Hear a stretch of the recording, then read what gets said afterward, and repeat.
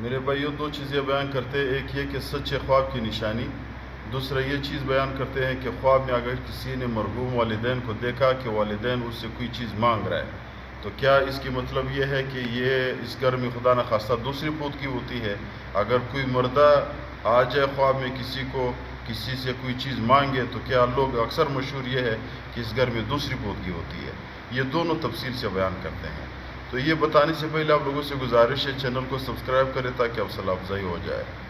مسئلہ یہ ہے، سچے خواب کی 3 نشانی ہے۔ ایک نشانی اس کی یہ ہے کہ رات کے آخری حصے میں جو خواب بندہ دیکھے وہ سچا ہے، اس لیے کہ پہلے حصے میں بندہ سکون پہ نہیں ہوتا ہے، آخری حصے میں بندہ سکون پہ ہوتا ہے۔ جو خواب آتا ہے وہ سچے نشانی ہے، کتابوں میں موجود ہے۔ دوسری نشانی اس کی یہ ہے کہ مشاغل کے بغیر دیکھے۔ مثال کے طور پر ایک بندہ میرے بھائیوں، وہ 3-4 دنوں سے ہسپتال میں مصروف ہے، خدا نخواستہ رات کو ہسپتال خواب میں دیکھ رہے، تو یہ اس کی مشغلہ نہیں ہے، یہ خواب سچا نشانی نہیں ہے۔ اور یا بندہ کوئی گھر کے کام کر رہا ہے، یا بندہ میرے بھائیوں کسی کام میں مصروف ہے، رات کو 3 دنوں سے کسی کام پہ مصروف ہے، رات کو وہی چیز خواب میں دیکھ رہا ہے، یہ سچا خواب کی نشانی نہیں ہے۔ سچا خواب یہ ہے کہ مشاغل کے بغیر ہے۔ 3 دنوں سے آپ کسی گھر کے کام پہ مصروف ہو، رات کو آپ نے خواب میں پانی دیکھا، تو اس کا مطلب یہ ہے کہ یہ خواب سچا ہے آخری حصے پہ، کیونکہ آپ کی مشغلہ کوئی اور تھا، خواب آپ نے کوئی اور دیکھا، یہ شیطان کی وسوسہ نہیں ہے۔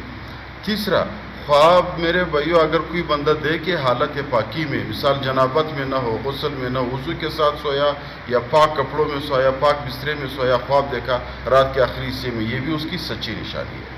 دوسرا مسئلہ، اگر کسی نے خواب میں مرحوم والدین کو دیکھا کوئی چیز مانگ رہا ہے، تو ایک چیز ہے، اگر خواب میں اپنے والدین کو دیکھا وہ مرحوم ہو گئے، وہ وفات ہو گئے ہیں، اگر وہ حالت خوشی میں ہے تو اس کا مطلب یہ ہے کہ اللہ اس سے راضی ہے، وہ خوش ہے اپنے قبر میں۔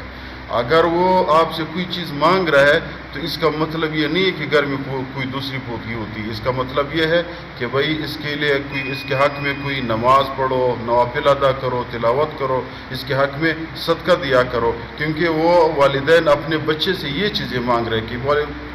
میت کو، مردے کو پھر نہ پیسوں کی ضرورت ہے نہ کپڑوں کی ضرورت ہے، میت کو صرف اور صرف میرے بھائیوں نیکی کی ضرورت ہے کہ ان کے لیے اچھے اعمال کیے جائے اور ان کے حق کے لیے بخش دیا جائے۔